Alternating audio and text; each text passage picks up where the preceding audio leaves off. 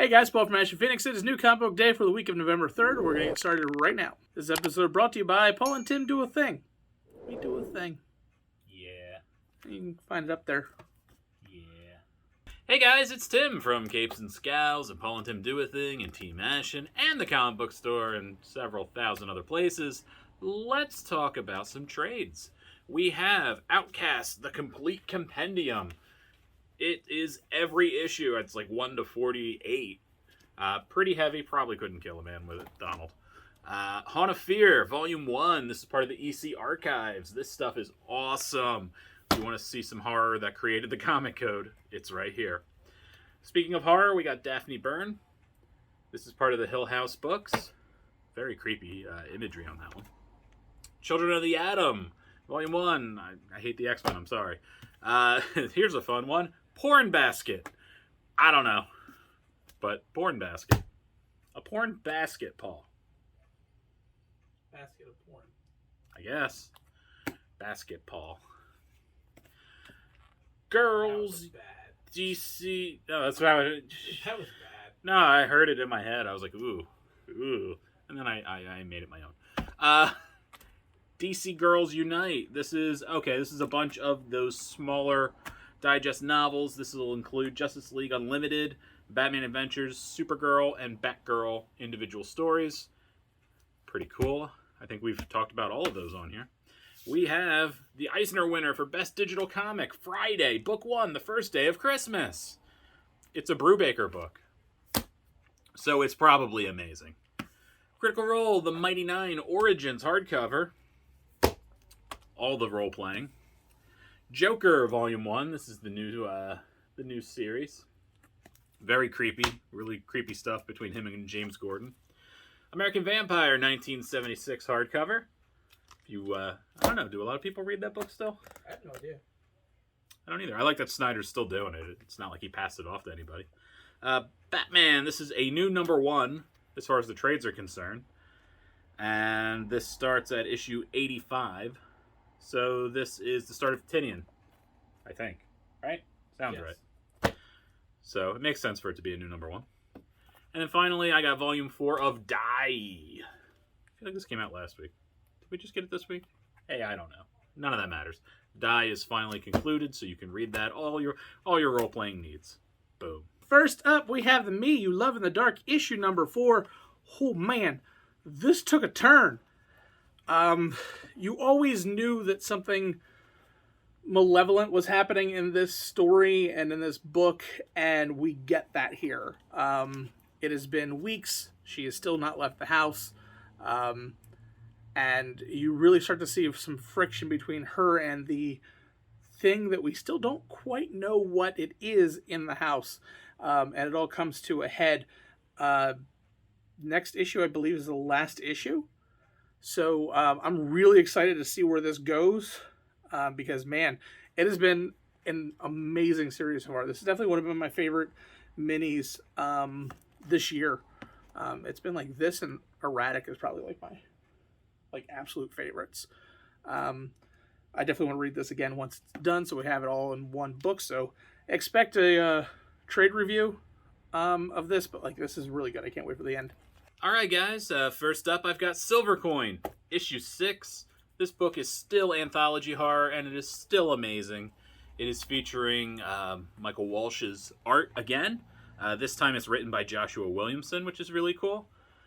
This is about a video game. This is a kid at a mall playing some video games. There's some cool callbacks to past issues as well in this. And he just keeps getting his butt kicked by the guy who sits there and plays the game all the time. And determined to get the high score, he finds the silver coin in the mall fountain, and he just steals it, puts it in the game, and things go a little crazy from there. Really cool video game nods here, including Spawn showing up in the game, which is pretty fun, because Spawn did show up in a bunch of fighting games. And this book is still amazing. It is still a lot of fun. I'm a fan of anthology horror, and this is one of the better examples in comics I've seen in a very long time. So check it out. You can just dive in. Next up, A Thing Called Truth, issue number 1.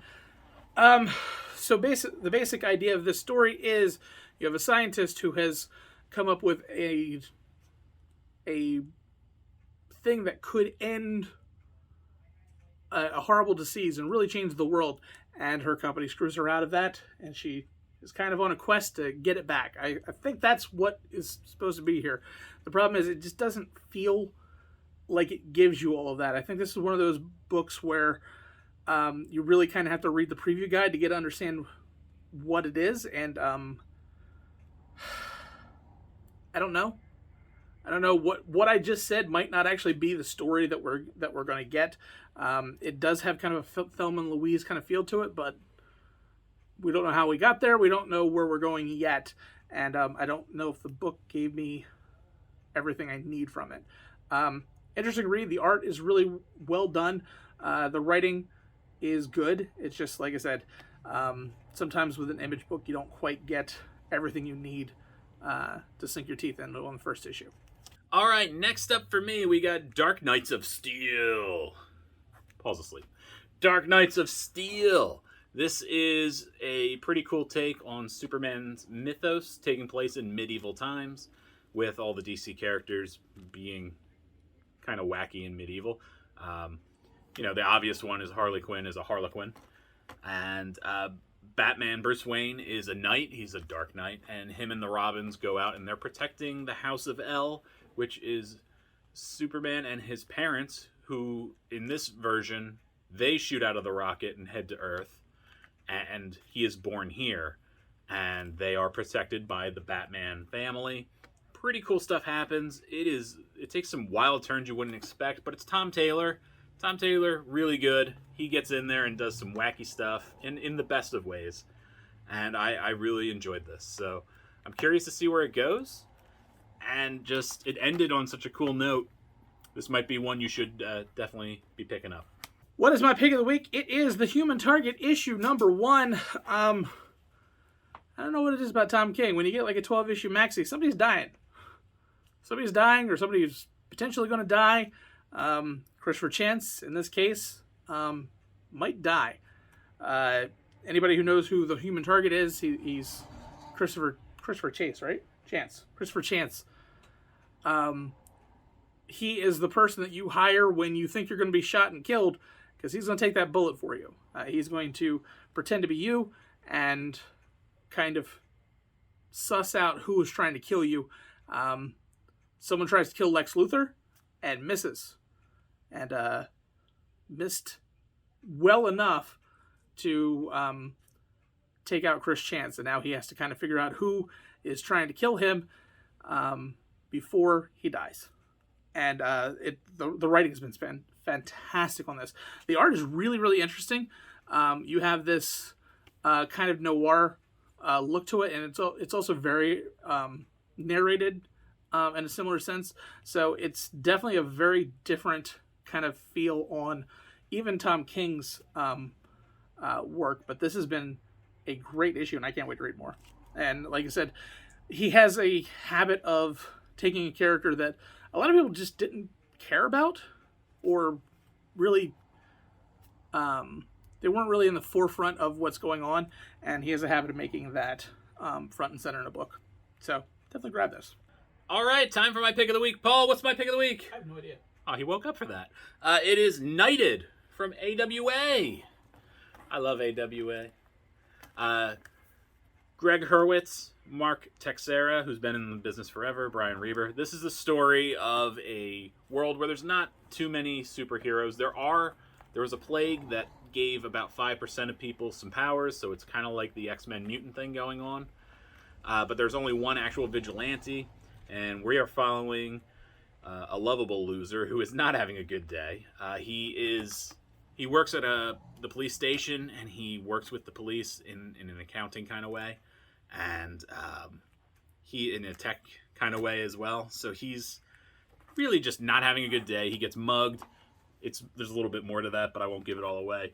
Essentially, what happens though is the main hero that everybody loves, your Batman character, essentially, is found dead. That is your plot of this book. He is dead, and this guy is entangled in a web of misery because of it. This is a weird one. I really like it. I say check it out. I think it's pretty cool. Definitely support AWA. They're doing some cool stuff. I really like it. Make sure you get it. All right, everybody, that is it. Thank you for making it to the end of the video. Paul thanks you. Paul loves you. He's just kind of sleepy over there. It's a thing. It's a thing. And, yeah, check us out on our other channel, Paul and Tim Do a Thing. When we do a thing. You woke up for that. And Paul's on Twitch a bunch of days during the week, 4 days during the week. Not today. Playing a thing. Doing a thing. Not on Tuesdays. What is it, Wednesday? Well, Jess is on right now. Ah, well, there you go. And then she'll be back tomorrow, and then we have more stuff and all that stuff. All right, so there you go. That's it. We're done. I've had enough of this. We're done. I've had enough.